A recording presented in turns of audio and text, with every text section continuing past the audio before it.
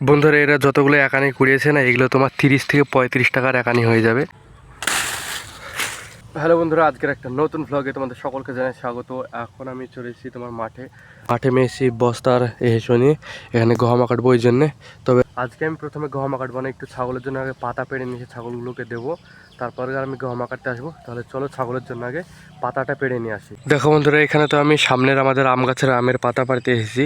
আর এখানে এসে দেখতে পাই কিছুদিন আগে আমরা ঘাসের যে ডালগুলো লাগিয়েছিলাম না, ওই ডালগুলো থেকে দেখো ঘাস বেরোতে এখন শুরু করে দিয়েছে। এই সাইডটা দিয়ে পুরোটা দেখো ঘাস বেরিয়ে গেছে এই দিকটা দিয়ে।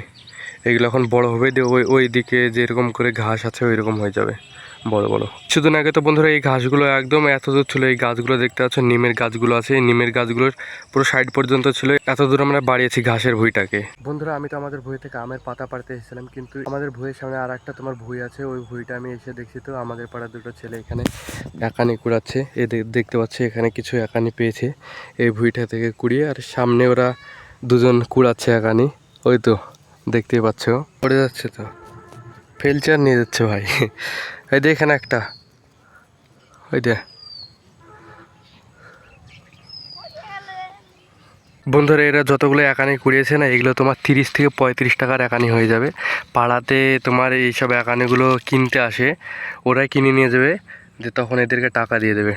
অনেকগুলোই ভাই কুড়িয়েছে, 30-35 টাকা তো হয়ে যাবে। আর কাঁচা কাঁচা এগুলোই কিনে, তোমরা দেখতেছ কাঁচা কাঁচা আছে তো, এগুলো ধুয়ে এরা বিক্রি করে দেবে, নিয়ে নেবে। বন্ধুরা এখন এরা যেভাবে একানি কুড়িয়ে বিক্রি করবে না, আমরাও ছোটোবেলায় এরকম করতাম, একানি কুড়াতাম। শুধু আমি না, আমাদের পাড়ার যত ছেলেপিলে আছে সবাই একানি কুড়াতো। আর যখন গ্রাহক আসতো পাড়াতে না, তখন ওদের কাছে একানিগুলো বিক্রি করে তোমার পয়সা নিতাম। ওই পয়সা দিয়ে আইসক্রিম খেতাম, চকলেট খেতাম। চলো ভাই আমি আমার কাজটা কমপ্লিট করে নিই তাড়াতাড়ি করে। এখন যাব, ওই তো আমাদের সামনেই ভুঁই আছে, ওইখান থেকে আমের পাতা পড়বো, দিয়ে ছাগলগুলোকে দেবো, দিয়ে আমরা আমাদের গহমা কাটবো।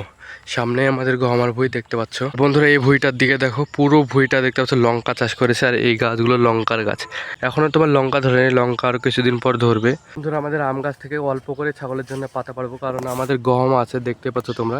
এই গহমাগুলোকেও ছাগলকে খাওয়াতে হবে, ওই জন্য তোমার একটা ডাল কাটবো, একটা ডাল কেটে ছাগলকে দেবো।